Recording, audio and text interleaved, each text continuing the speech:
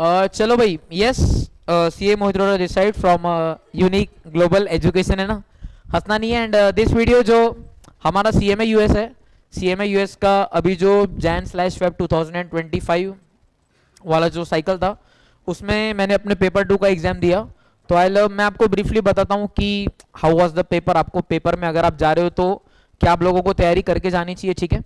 तो सबसे पहले मेरा जो पेपर का टाइमिंग था, लगभग इट वॉज 12:30, तो 15 से 20 मिनट पहले मैं वहाँ पे पहुँच गया था। So once you reach there, the proctoring exams के जो सेंटर होते हैं, जो इंस्टीट्यूट ने रखे हैं एग्जाम्स, जो सेंटर्स है बहुत बढ़िया होते हैं।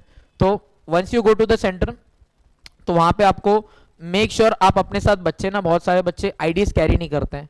So make sure you carry your proper IDs. IDs में अब जैसे मैंने आधार कार्ड शो किया था, दे नीड एन आईडी जिसमें आपका प्रॉपर सिग्नेचर दिखे, to match with the signature जो उनके रिकॉर्ड्स में दिख रहा है। तो मेक श्योर कि मतलब पैन कार्ड होता है जिसमें आपका सिग्नेचर दिखता है, या पासपोर्ट होता है जिसमें आपका नाम और सिग्नेचर दिखता है। तो मेक श्योर एटलीस्ट आपका वैलिड आईडी जिसमें आपका प्रॉपर नाम दिखे, जिसमें आपका डेट ऑफ बर्थ दिखे, एंड जिसमें आपका सिग्नेचर दिखे।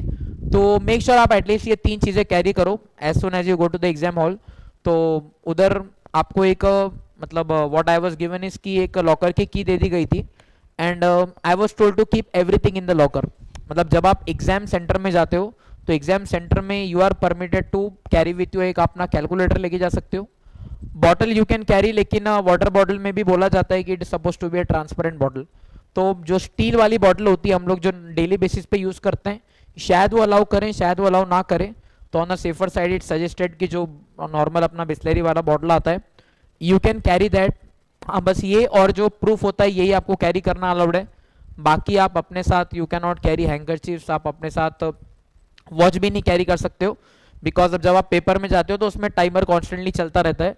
तो आपको वॉच वगैरह कुछ कैरी करने की जरूरत नहीं होती है। Then as soon as you reach out of the exam hall, तो वहाँ पे प्रॉपर आपका चेकिंग वगैरह होता है। यू आर टोल्ड कि सब स्लीव्स वगैरह, आपका पैंट वगैरह सब मतलब एज इन चेक किया जाता है, just to check you are not carrying any chits and all. फिर प्रॉपर आपका इन टाइम पे you are suppose to make a sign and then you reach the exam center. अब जब आप center के अंदर जाते हो, as you reach the PC जो आपको अलॉट किया जाता है, अब आपको बताते हैं कि आपका ही नाम है ना, and then time starts. Time start होने के बाद लगभग 15 टू 20 मिनट्स का टाइम आपको दिया जाता है इंस्ट्रक्शंस रीड करने के लिए। ये जो इंस्ट्रक्शंस है, अब जैसे मैंने जो हमारा अप्रूव्ड लर्निंग पार्टनर है दैट इज हॉक, उसके थ्रू तैयारी करी थी, तो उसमें भी अगर आपने मॉक टेस्ट दिए रहेंगे तो मॉक टेस्ट के स्टार्टिंग में वो सारे इंस्ट्रक्शंस होते हैं। इंस्ट्रक्शंस बेसिकली वही होते हैं कि अगर कोई आंसर आपको सिलेक्ट करना है तो आप राइट क्लिक करोगे, कोई आंसर आपको कट ऑफ करना है तो आप लेफ्ट क्लिक करोगे, आप नेक्स्ट क्वेश्चन पे कैसे जा सकते हो, आप क्वेश्चन को फ्लैग कैसे कर सकते हो, आप आंसर को सेव कैसे कर सकते हो, आप पेपर को सबमिट कैसे करोगे, आपको क्या क्या पॉपअप शो होंगे, ये सारी डिटेल्स शो करता है। तो ऐसे जैसे as I started the MCQs वाला पार्ट, तो एमसीक्यूज में what I felt in paper 2 was कि पेपर 2 में जो मैंने एमसीक्यू दिए थे, तो ऐसा तो मैं नहीं बोल सकता कि कोई पर्टिकुलर सेगमेंट का वेटेज बहुत ज़्यादा था, कोई पर्टिकुलर सेगमेंट का वेटेज बहुत कम था। The weightage of the MCQs was balanced. जैसे पेपर का पैटर्न है कि 100 एमसीक्यूज थे। अब जैसे रिसेंटली दैट डे वाज जो मिस्टर हॉक आए थे एंड श्रीविद्या जी से भी मेरी बात हो रही थी, तो व्हाट वी नो इज कि 100 मार्क्स के, सॉरी 4 मार्क्स ईच वाले 100 क्वेश्चन मतलब 400 मार्क्स के एमसीक्यू होते हैं।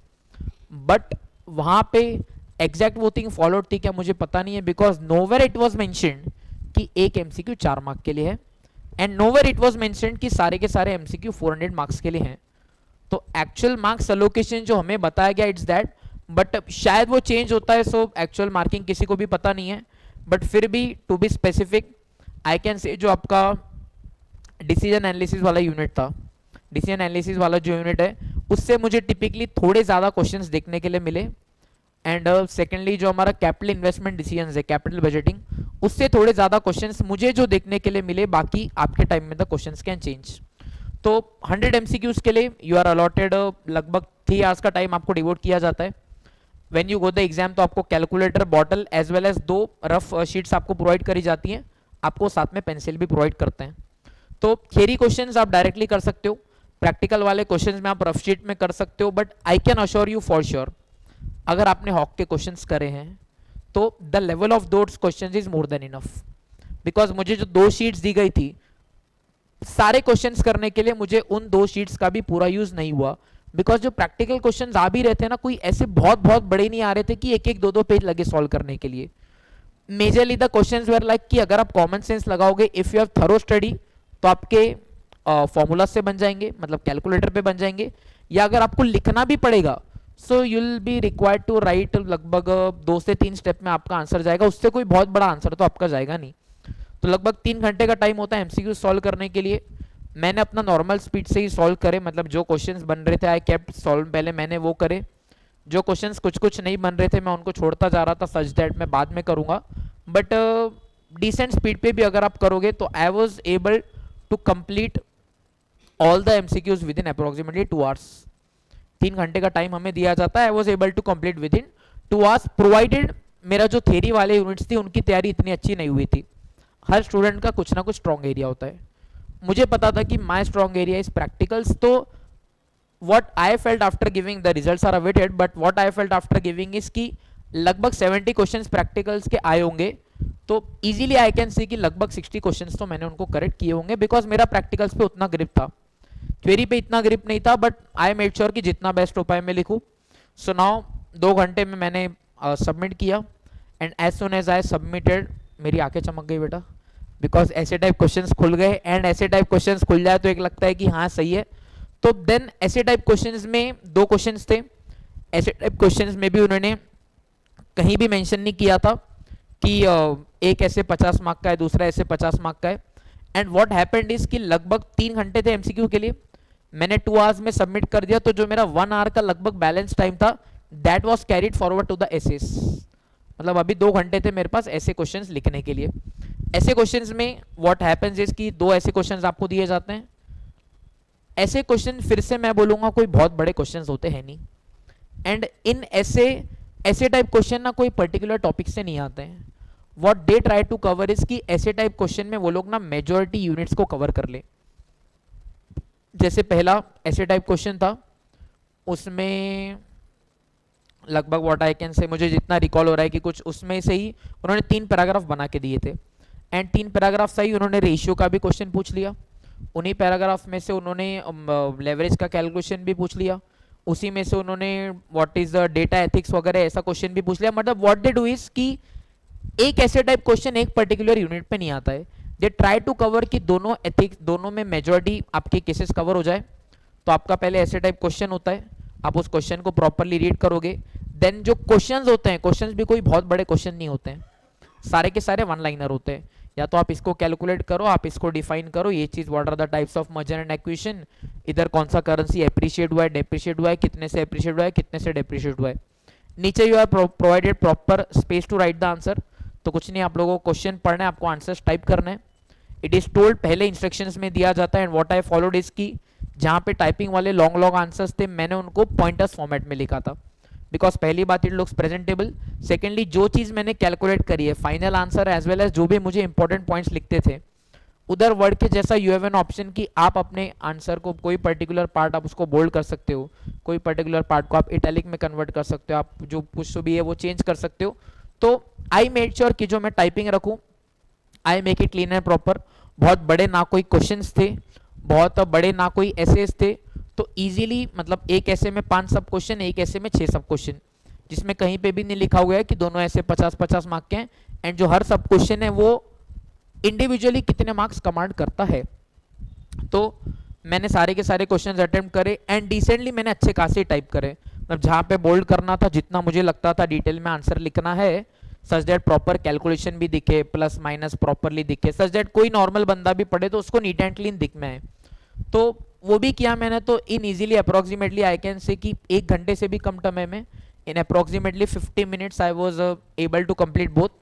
फिर मैंने एक बार ब्रीफली गो थ्रू किया. द थिंग इज कि once you submit the MCQ तो आप फिर से वापस नहीं जा सकते एमसीक्यूज में ना. तो पहली बात तो you need to make sure इसकी नेगेटिव मार्किंग नहीं होती है. नीचे you are provided an information tab जहां पे आप जाके चेक कर सकते हो बिफोर सबमिटिंग मैंने कितने आंसर टाइप किए हैं, कितने मैंने फ्लैग किए हैं, कितने पेंडिंग है. तो सबसे पहले तो मेक श्योर सारे के सारे एमसीक्यूज आप कर लें. अगर आपके पास टाइम अवेलेबल है तो मैं वही बोल रहा हूँ कि बच्चे बोलते हैं कि नहीं मुझे ऐसे के लिए टाइम बचाना है, इसके लिए यहाँ पे घाई करते हैं.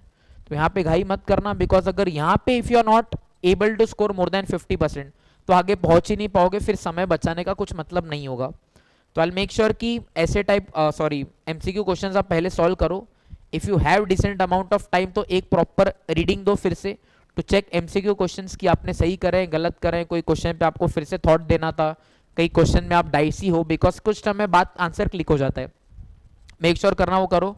ऐसे टाइप क्वेश्चन यू टाइप जब भी आप सबमिट करते हो तो आपको सबमिट के टाइम पे make sure you are suppose to confirm आपको लिखना पड़ता है। फिर बाद में एक टैब ओपन होता है जो शो करता है कि ये टैब आपको अगर एमसीक्यू सेक्शन के बाद दिख रही है, मतलब आपने एमसीक्यू में 50% के ऊपर स्कोर नहीं किए, और ये टैब अगर आपको ऐसे के बाद दिख रही है मतलब यू हैव स्कोर्ड 50% और more in MCQ and you are done with the essay वाला पार्ट। तो कुछ नहीं, फिर आपको अपना पेपर सबमिट करना होता है।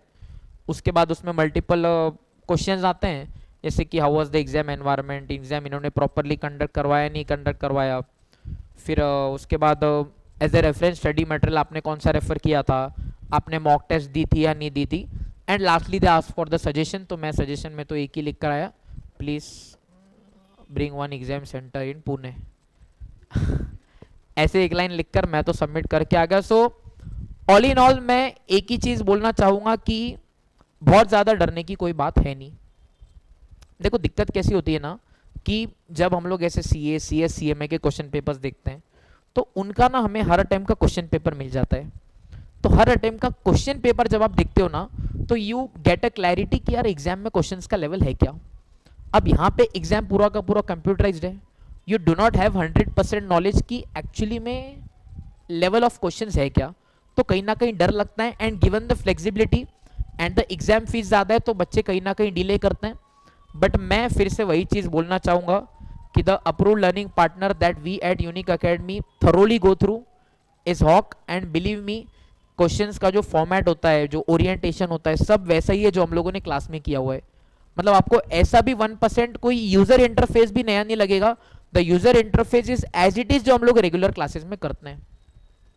एंड क्वेश्चंस का जो लेवल है आई कैन सर्टेनली से कि 50% क्वेश्चंस तो ऐसे एकदम इजी आएंगे, 30% के आसपास you can expect medium level के क्वेश्चंस आएंगे। एंड यार अगर आप कोई भी कॉम्पिटिटिव एग्जाम दे रहे हो जिसमें वर्ल्ड वाइड कॉम्पिटिशन आपको करना है, 40 to 50% पासिंग है, so for the purpose of elimination anyways they would keep 15 to 20% paper जो थोड़ा हार्ड है। अब now it depends upon you कि अगर आप इजी वाला पार्ट देख के हार्ड बनाते हो या अगर आप हार्ड वाले पेपर का टेंशन लेकर इजी वाला पार्ट भी हार्ड करके आते हो, that depends upon you. But all in all the paper experience was good, मतलब लगभग 4 घंटे का समय होता है, 4 to 4.5 hours, but within 3 hours I was out and confident. तो देखते हैं अभी, let's wait for the results, है ना। So this was my exam experience, I hope आपको इंसाइटफुल लगे। इसके अलावा अगर आपको बस रही इसके अलावा अगर आपको और कुछ भी रिक्वायरमेंट रहता है तो you can contact Unique Global Education, है ना। Thank you very much, love you all, bye bye.